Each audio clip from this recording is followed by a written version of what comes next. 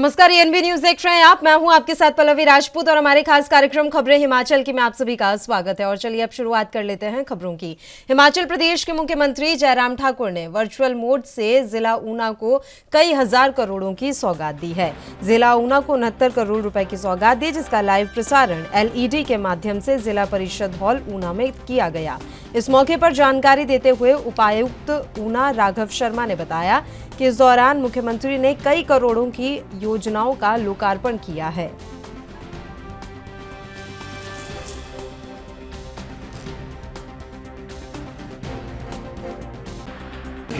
आज माननीय मुख्यमंत्री जी कुल्लू से वर्चुअली जुड़े और उन्होंने जिला ऊना की 4 कॉन्स्टिट्यूंसी ऊना, हरोली, चिंतपूर्णी और गगरेट में कुल 13 कार्य के फाउंडेशन स्टोन और इनॉग्रेशन किए हैं, जो कि 70 करोड़ की लागत से बनके जनता को समर्पित किए गए हैं। इसके लिए मुख्यमंत्री जी को बहुत बहुत धन्यवाद करते हैं।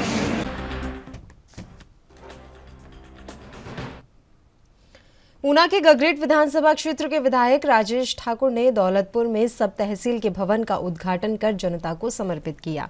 इस मौके पर तमाम बीजेपी के कार्यकर्ता उपस्थित रहे। वहीं इस मौके पर विधायक राजेश ठाकुर ने जनसभा को संबोधित करते हुए कहा कि आज प्रदेश के मुख्यमंत्री ने गगरेट विधानसभा क्षेत्र को वर्चुअल माध्यम से लगभग 15 करोड़ की सौगात दी है। उसके लिए मैं मुख्यमंत्री जयराम ठाकुर का अपनी और समस्त गगरेट की जनता की ओर से धन्यवाद करता हूँ।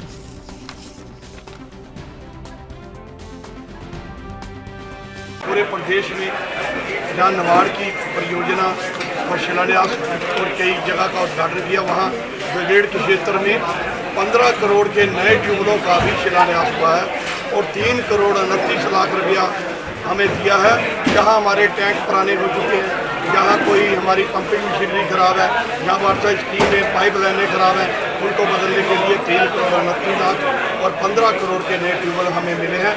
इसके लिए माननीय मुख्यमंत्री जी का विश्व के सबसे बड़े देव समागम यानी कि अंतर्राष्ट्रीय दशहरा उत्सव का समापन हो गया है। सीएम जयराम ठाकुर ने अटल सदन कुल्लू से 7 दिवसीय दशहरा उत्सव का समापन कर दिया है। इस मौके पर मुख्यमंत्री ने देवी देवता समाज को भी तोहफे दिए। उन्होंने देवी देवताओं की नजराना राशि को 15% बढ़ाने का ऐलान किया। बाजा बंजतरियों के मानदेय में 15% बढ़ोतरी की घोषणा की है। वहीं दूरी भत्ते में भी 20% बढ़ोतरी का ऐलान किया।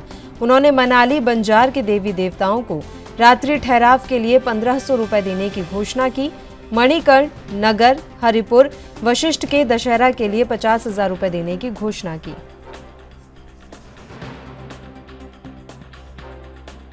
दशहरे का हमारा ये ऐतिहासिक अंतर्राष्ट्रीय स्तर का मेला समापन की ओर बढ़ रहा है और मौसम खराब होने की वजह से समापन की इस रस्म को हमको इस हॉल में करना पड़ रहा है।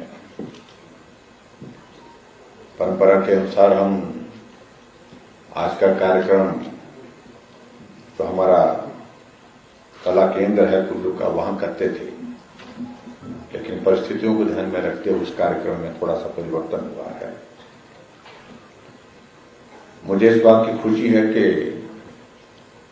हमारे हिमाचल प्रदेश में जो हमारे त्योहार हैं, त्योहार तो ये पूरे देश का है, पूरे देश में दशहरा मनाया जाता है, लेकिन हिमाचल प्रदेश में कुछ एक स्थानों पर उन त्योहारों को हम बड़े स्तर पर मनाते हैं, जिसमें कुल्लू का दशहरा अंतर्राष्ट्रीय स्तर पर हम कुल्लू में मनाते हैं। दशहरा हर घर का अपने देश का त्योहार है, हर परिवार का है, लेकिन आयोजन की दृष्टि से इसके लिए विशेष व्यवस्था हमारे कुल्लू जिला के अंतर्गत हिमाचल प्रदेश में, पूरे हिमाचल प्रदेश में कुछ उद्घाटन और शिलान्यास के कार्यक्रम वर्चुअल माध्यम से किए और कुल्लू से किए। और मैं उसको देख रहा था, वर्चुअल माध्यम से हमने पूरे हिमाचल प्रदेश में आज तक के इतिहास में कभी भी इतने कार्यक्रम नहीं हुए जितने अब की आज हमने किए। 183 हमने परियोजनाएं आज पूरे प्रदेश के लिए समर्पित की और जिसमें 1008 करोड़ रुपए की विभिन्न योजनाओं को समर्पित किया।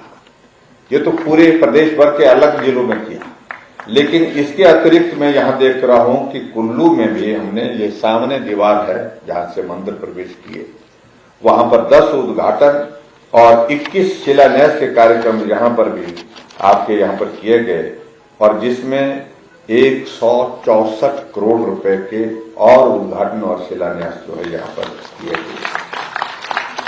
तो ये अगर हम इन सबको मिलाया जाए तो ये आपके 1008 के साथ मेरा हिसाब बहुत कमजोर है, उसमें 164 करोड़ और मिला दिए जाए, पता नहीं कितने होंगे, कितने भी होंगे आप जोड़ लेना। हाँ जी, कितने? 1172 से ज्यादा क्यों इसमें देखिए, इसमें जो 1008 करोड़ 42 लाख है, ये कुल मिलाकर के 1172 करोड़ रुपए की 1173 करोड़ के लगभग जो है योजनाएं आपके लिए समर्पित हुई पूरे प्रदेश भर में, जिसमें कुल्लू जिला के अंतर्गत भी आज बहुत सारी योजनाओं का उद्घाटन और शिलान्यास आपके सामने, जैसे मैंने बताया 10 उद्घाटन और 21 आज हमारे बच्चे भी यहां पर आए हैं, और 1000 बच्चों को मोबाइल फोन भी हमने उपलब्ध कराया। उसके लिए बहुत बहुत बच्चों को भी बहुत बधाई, और बच्चों के लिए इसलिए तालीम जानी चाहिए सबको क्योंकि उन्होंने मेहनत करके ये हासिल की है। ये ऐसे नहीं कि ऐसे बैठे बैठे रात को बैठे होंगे, रात को जागे होंगे, सुबह जल्दी उठे होंगे, और पूरा मेहनत करने के बाद जिन बच्चों ने आज जो है वो एक इनाम की तौर पर एक तरह से मैं कह सकता हूं ये मोबाइल हासिल किए, उनको मेरी बहुत बहुत बधाई। और उनको मुझे इस बात की भी खुशी है कि हिमाचल प्रदेश में हमारी सरकार का 5 वर्ष का कार्यकाल आप सबके सहयोग से, देवी देवताओं के आशीर्वाद से पूरा होने जा रहा है।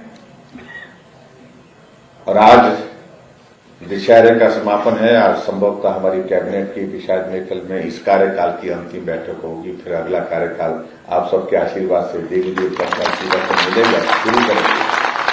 लेकिन मैं इतना जरूर कहना चाहता हूं कि कठिन परिस्थितियों का ये दौर था, मुश्किल परिस्थितियां थी, लेकिन फिर भी आप सबका सहयोग, आप सबका आशीर्वाद हमको जिस रूप में मिलता रहा, हम उसका एहसान चुकता नहीं कर सकते।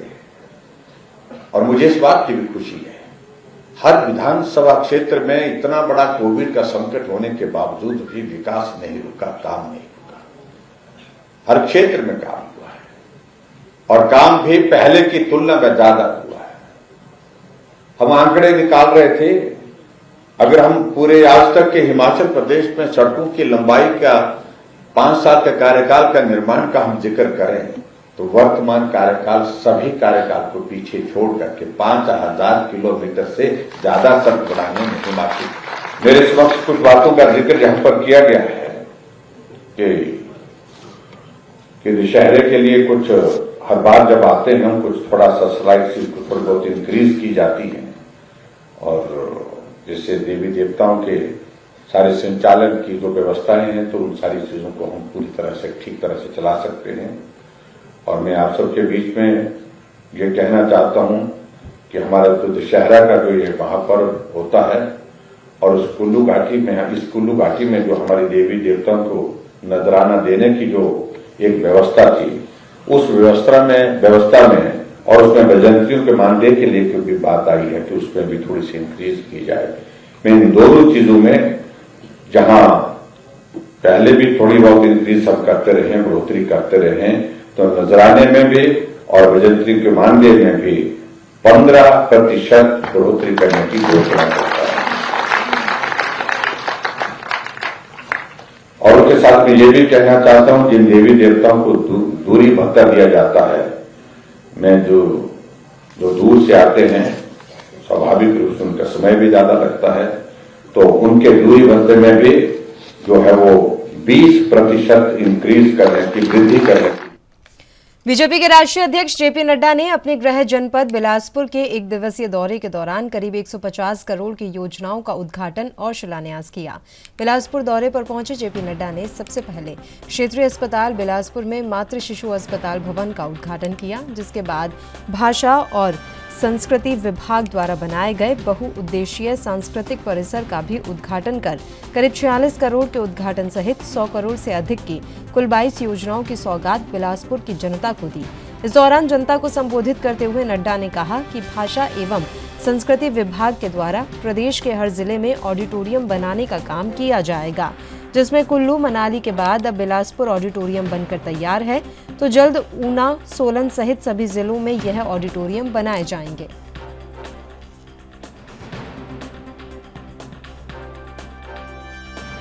बताइए 100 करोड़ का काम आज यहाँ पर समर्पित हो रहा है। ये बिलासपुर की तस्वीर भरने का कभी नहीं सोचा हम लोगों ने। आज ये और यहीं पर नहीं रुक रहे हैं, ऐसे हॉल हम हर जिले में बनाने वाले हैं। हर जिले में, कुल्लू में बन गया है, मंडी में बन गया है, आज बिलासपुर में समर्पित हो गया, आगे चल करके हम ऊना में बनाएंगे, बाकी सब जगह भी बनाएंगे और इसको और बढ़ाएंगे भी, इसमें और कुछ भी जोड़ेंगे। तो एक नए दृष्टि से सारी चीजों को सोचने का काम चल रहा है। निवेदन करने यही आया कि देखिए, भारतीय जनता पार्टी को संभालिए, समझिए, उसको ताकत दीजिए। क्यों? क्योंकि हम कुर्सी से चिपकने नहीं आए, हम कुर्सी के माध्यम से लोगों की सेवा करते हैं। कुर्सी हमारे लक्ष्य नहीं है, कोई लक्ष्य नहीं। हम तस्वीर बदलने के लिए आए हैं, लोगों की तकदीर बदलने के लिए आए हैं। यही हमारा काम है। हम मेहनत करते हैं, हम लोगों से जुड़े हुए हैं। हमने उत्तर प्रदेश में सरकार रिवाज बदला है, हमने उत्तराखंड में रिवाज बदला है, हमने गोवा में रिवाज बदला है, हमने मणिपुर में रिवाज बदला है, हम हिमाचल में भी रिवाज बदल के रहेंगे। अपने कांग्रेसी भाई को बोल दो, जमाना बदल चुका है, हमारे साथ आ जाओ, हम ही आपको रास्ता देंगे। ये आपको हमने कोई खेत थोड़ी ना बांटना है। अगर मोदी जी ने ये 4 लेन की सड़क बनाई है और 14 किलोमीटर का रास्ता कम किया है, तो क्या इस पे कांग्रेस ही नहीं चलेगा? क्या इसका सुविधा नहीं लेगा? क्या ये all India institute of medical sciences ये सबके लिए है कि नहीं है? उसको सुविधा मिलेगी कि नहीं मिलेगी? आज मैं मदर एंड चाइल्ड लेकर के गया हूं, तो यहाँ कांग्रेस के भी माताएं बहनों के बच्चे पैदा होंगे कि नहीं होंगे? तो जब हम सबके लिए काम कर रहे हैं, सबका साथ, सबका विकास, सबका विश्वास, सबका प्रयास, तो आने वाले समय में आपका भी सबका प्रयास होना चाहिए। जब कोई आना चाहे तो कुर्सी दे दिया, गन्ने मिठाई लिया, तायरा नहीं करना, ना ना ना ना ना। दिल बड़ा करो भाई, आखिर हम ऐसे ही थोड़ा बड़े हो गए।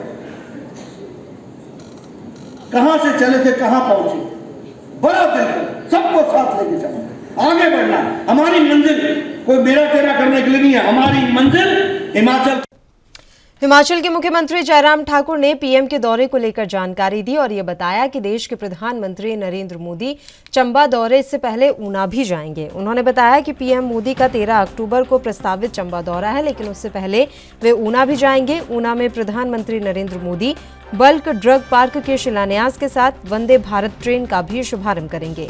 गौरतलब है कि बल्क ड्रग पार्क परियोजना की कुल अनुमानित लागत 1923 करोड़ रुपए है, जिसमें भारत सरकार की अनुदान राशि 1118 करोड़ रुपए है, जबकि शेष 804 करोड़ रुपए की राशि राज्य सरकार की ओर से वहन की जाना निर्धारित है।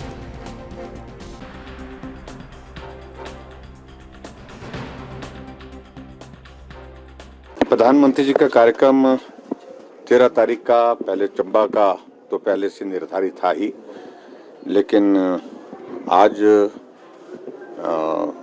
एक नई डेवलपमेंट उसमें ये हुई है कि चंबा जाने से पहले प्रधानमंत्री जी ऊना आएंगे और ऊना में आकर के एक कार्यक्रम जो हमारा बड़ा प्रोजेक्ट जिसको हमने बहुत प्रयत्न से और परिश्रम से हासिल किया है प्रधानमंत्री जी के आशीर्वाद से, बल्क ड्रग फार्मा पार्क, उसका शिलान्यास होगा, फाउंडेशन स्टोन होगा और वंदे भारत ट्रेन का शुभारंभ भी उस दिन किया जाएगा हरी झंडी दिखा करके। और उसके बाद वहाँ कार्यक्रम के बाद फिर उसके पश्चात वहाँ से हिमाचल के बिलासपुर की रैली के बाद अब प्रधानमंत्री नरेंद्र मोदी चंबा आ रहे हैं। वहीं कांग्रेस ने पीएम के लगातार हो रहे हिमाचल के दौरों पर निशाना साधा। कांग्रेस उपाध्यक्ष नरेश चौहान ने कहा कि पीएम मोदी पिछले 8 सालों में 8 बार हिमाचल दौरे पर आ चुके हैं, लेकिन प्रदेश को कोई बड़ी राहत नहीं दे पाए। चुनावों के समय पीएम के हिमाचल दौरे से यह साबित हो गया है कि प्रदेश सरकार 5 सालों में फेल हुई है और अब प्रधानमंत्री को चेहरा बनाया जा रहा है।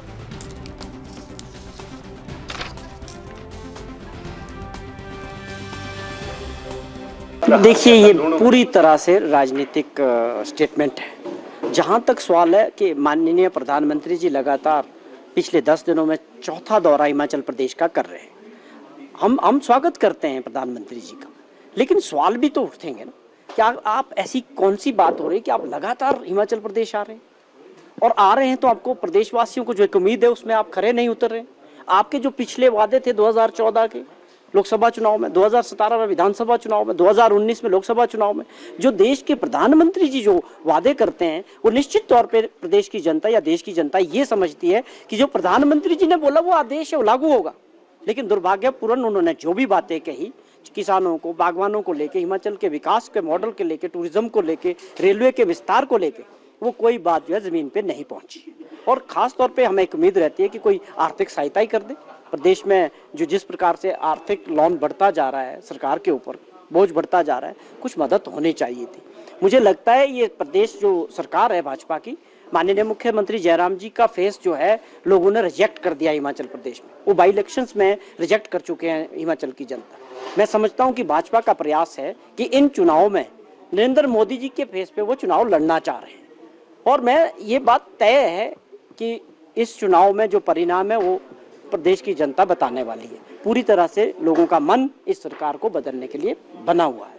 तो ये अब फेस कोई भी रखे, बदलाव हिमाचल। और देश में बढ़ रही महंगाई को लेकर हिमाचल कांग्रेस प्रचार समिति के अध्यक्ष सुखविंदर सिंह सुक्खू ने भारतीय जनता पार्टी पर हमला बोला है। सुक्खू ने कहा कि देश भर में बढ़ती महंगाई से जनता परेशान है, लेकिन बावजूद इसके भारतीय जनता पार्टी के जो मंत्री हैं वो चुप बैठे हुए हैं। आज केंद्रीय मंत्री स्मृति ईरानी जी हमीरपुर जिला के दौरे में है।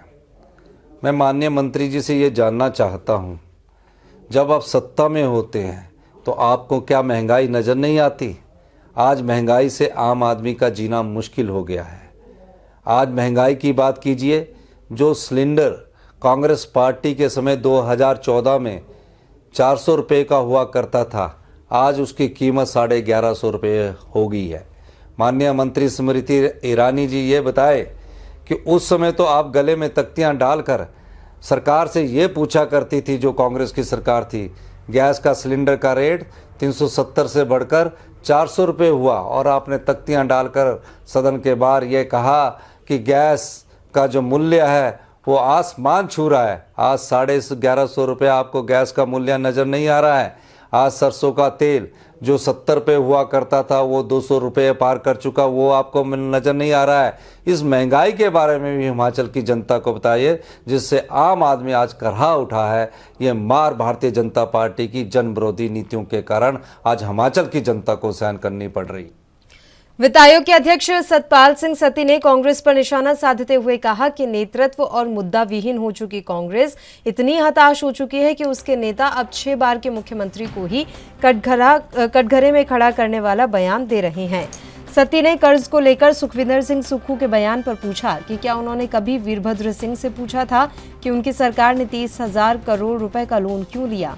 उन्होंने कहा कि वीरभद्र सरकार में ना तो कोविड महामारी थी, ना ही उन्होंने जन कल्याण के लिए कोई योजना चलाई, ना ही उन्हें कर्मचारियों को नया वेतनमान देना पड़ा, ना कोई 4 लेन बनाए और ना ही मेडिकल कॉलेज। इसके बावजूद उन्होंने 5 वर्ष के दौरान जो 30,000 करोड़ रुपए का कर्ज लिया वो कहां खर्च किया। उन्होंने कहा कि कांग्रेस ये बताए कि जो 1500 रुपए और 300 यूनिट बिजली की गारंटी दे रखी है उसके लिए पैसा कहां से आएगा। उन्होंने कांग्रेस की ओर से की जा रही घोषणाओं पर तंज कसते हुए कहा कि कांग्रेस बिना प्लानिंग के ही घोषणाएं कर रही है। ऐसा लगता है मानो कांग्रेसी राजनीति ना कर रहे हैं, पंसारी की दुकान खोलकर बैठे हुए हैं।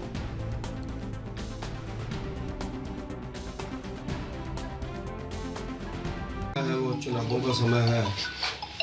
चुनावों की दृष्टि से कांग्रेस पार्टी प्रदेश के अंदर लोगों में कन्फ्यूजन क्रिएट करने की कोशिश कर रही है और कई बार उनके नेताओं के बयानों से ऐसा लगता है कि वो खुद भी कंफ्यूज हो चुके हैं, कंफ्यूज्ड हैं वो सब लोग। कांग्रेस के नेता सुखविंदर सिंह सुक्खू जी ने बयान दिया है कि भारतीय जनता पार्टी की गवर्नमेंट फजूल खर्ची कर रही है और लोन ले रही है और कर्ज ले रही है।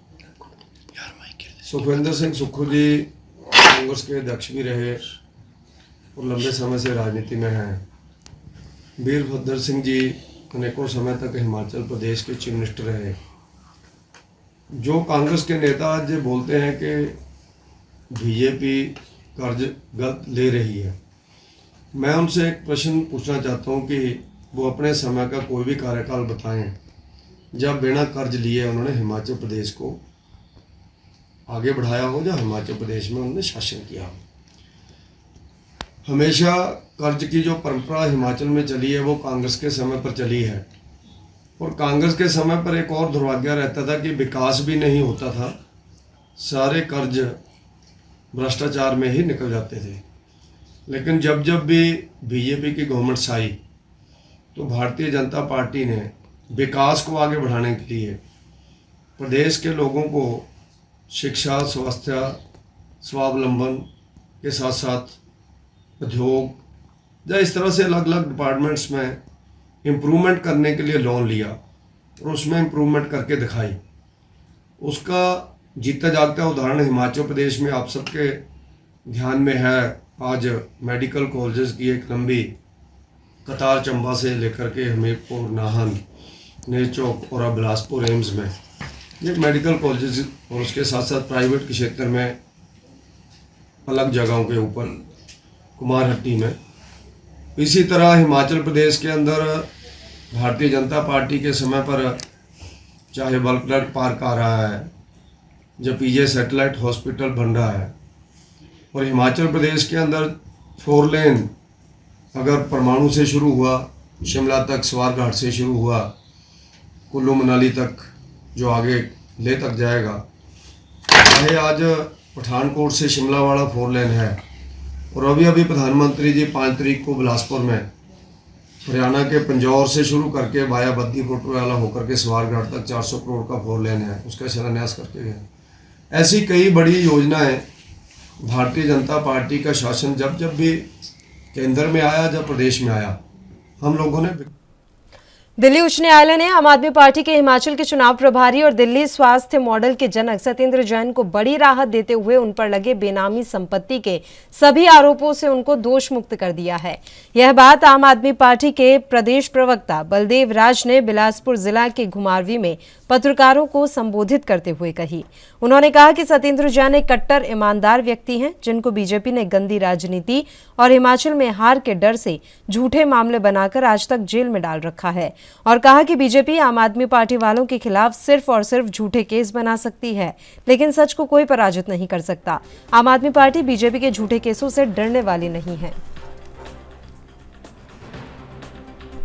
साथियों, आम आदमी पार्टी के चुनाव प्रभारी सत्येंद्र जैन जी और दिल्ली के स्वास्थ्य मॉडल के जनक श्री सत्येंद्र जैन जी को जिस प्रकार से भाजपा सरकार ने झूठे केस में बनवा के और बेनामी संपत्ति मामले में जेल में रखा है, कल उच्च न्यायालय दिल्ली ने उनसे बरी कर दिया। इससे ये साबित होता है कि भाजपा जिस प्रकार से हिमाचल प्रदेश में चुनाव से हार के डर से आम आदमी पार्टी के नेताओं को, वो कार्यकर्ताओं को डरा रही है, ये साबित हो गया कि ये ओनली और ओनली, केवल और केवल चुनाव के डर से ही झूठे केस बनवा रही है। अभी सेशन कोर्ट ने ये भाजपा से, ईडी से जवाब मांगा है कि आपने जज को किस आधार पे बदला। भाजपा ने अपनी नीचता फिर से सिद्ध कर दी है। उन्होंने गैर असंवैधानिक तरीके से जज को बदल दिया। साथियों, प्रदेश में भाजपा सरकार फिर से बहुत अच्छे से एक्सपोज हुई है और आम आदमी पार्टी के नेता व कार्यकर्ता फिर से एक बार देश में कट्टर ईमानदार, कट्टर देशभक्त साबित हुए। और इसी के साथ खबरें हिमाचल की में फिलहाल के लिए इतना ही। मुझे दीजिए इजाजत। देश और प्रदेश की तमाम ताज़ा खबरों के लिए आप बने रहिए हमारे साथ। नमस्कार।